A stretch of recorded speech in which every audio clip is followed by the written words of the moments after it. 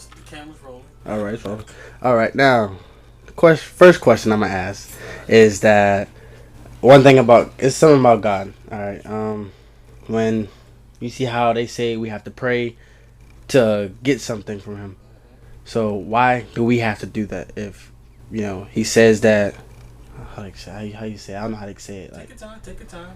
Um, Cameras are rolling, so it's okay. let me see. All right, why do you have to pray to God just to get something? That's Like, the question. yeah, Okay. Well, one of the now make sure the camera can see me good it can see. for all the viewers out there. Yeah, All it right. can see. The thing is, depending on your source, you have different traditions. You have different Jewish traditions, different Christian traditions. You have what they call the Kabbalah, the Talmud, whatever you want to call it. Hmm.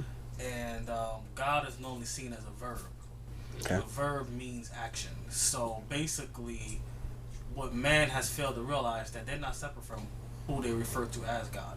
Right. So when you're praying, it's just a form of communication. But prayer can also be an affirmation too, where it's a positive way of thinking, if you will. Right. But to manifest what you want, the key is to be able to think it or conjure it up in your mind, and take the action to make it a reality. Right. And so an example would be Solomon would say something like, "As a man thinketh, so is he." Yeah. So therefore, prayer is intimacy. So when Right. you're intimate with God, you're intimate with your inner being. You're intimate with a part of yourself that's not physical. Hmm. So as you're communicating with that part of yourself, some people may refer to it as your unconscious mind, and that part Right. of you knows everything Right. that the conscious part of you don't know. Okay. Right.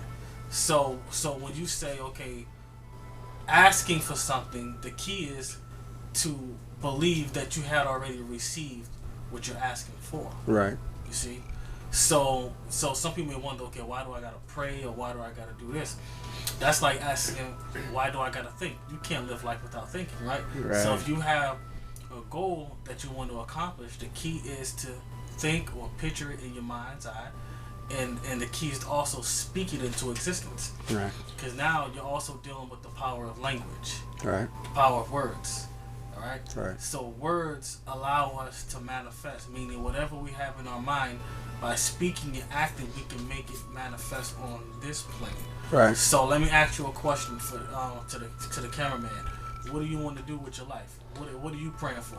I'm praying to have a new life, a better life than what I'm doing now. Rather, like I want to be in a different, like do different jobs, like get more money and do what I have to do let me ask support you my this. family. Just to support your family. What career goals? What is it that you like to do? Because I'm going to give you an example based on All you right. in reference to how. What I like to do is I like to. It's a lot of stuff I like to do. When I was young, I always wanted to be a firefighter. Okay, firefighter. I take that as an example. Yeah. To be a firefighter. Now, how we doing on time? Right now, No, how we doing on time on the Oh. camera? That's okay. 3:20, Okay. minutes. Yeah, 3 minutes. Okay, cool. Cause we're gonna stop at probably 9 minutes and 30 seconds or something. Okay, All right. It's all good.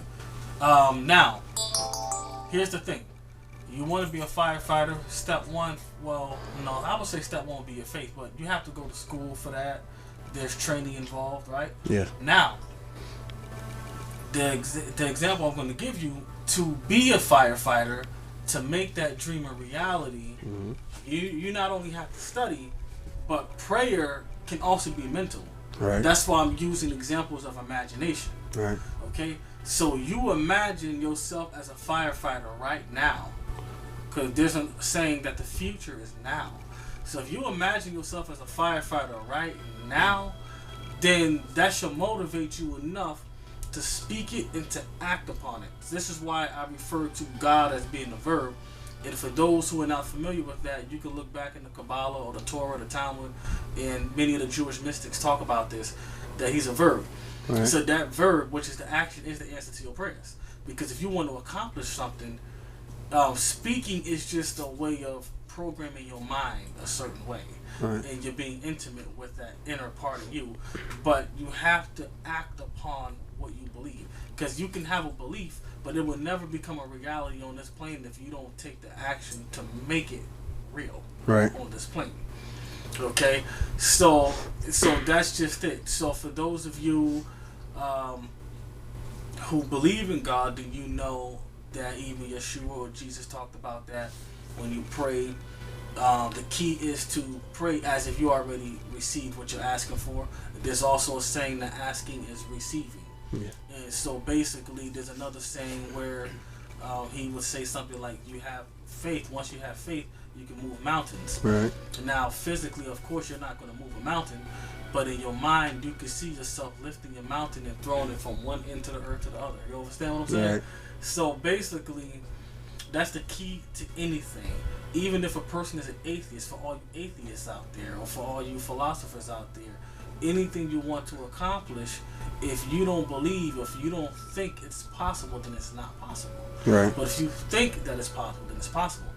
So just like if you get into the Bible, for an example, you would come across scriptures like, all things are possible with God. But what does that mean? All things are possible with God.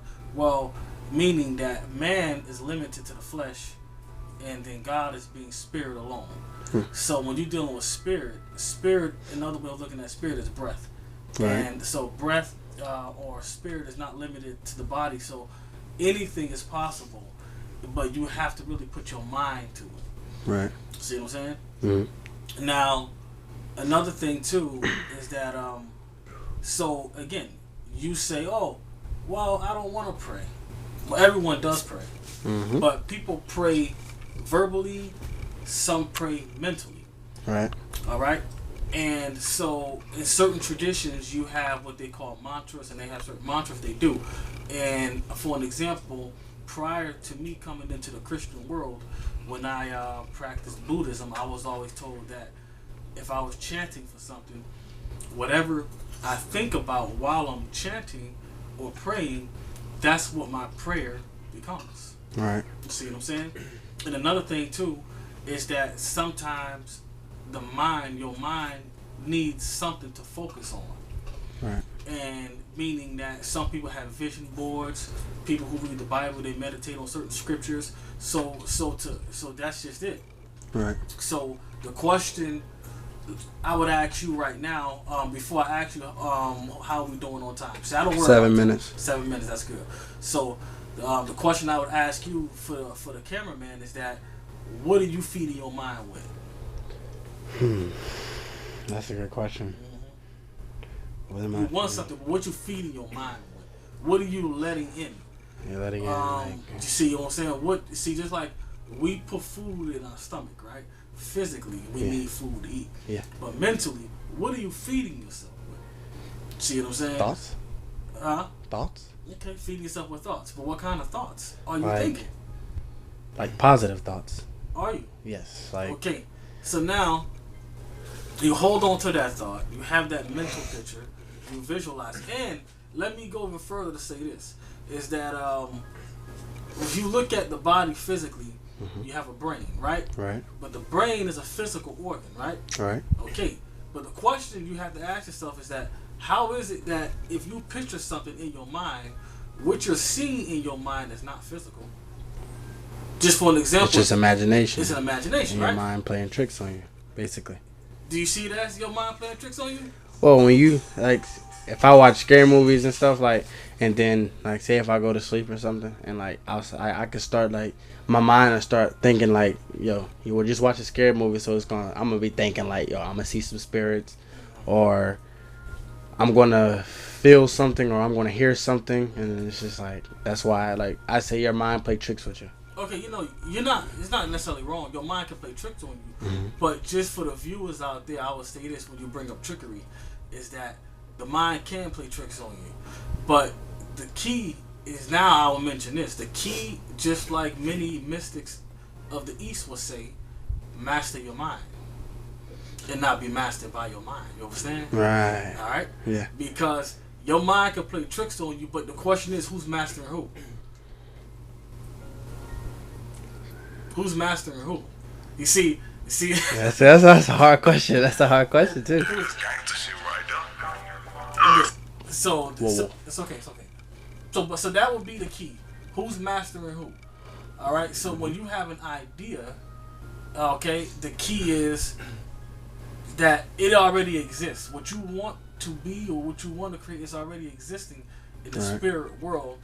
But again, everything is a choice in this life, and you just have to take action to make it a reality. Right. So after that, I'm just gonna close this session for all you viewers out there. Shalom. Until next time. Alrighty. So what I hit the play button? Yeah.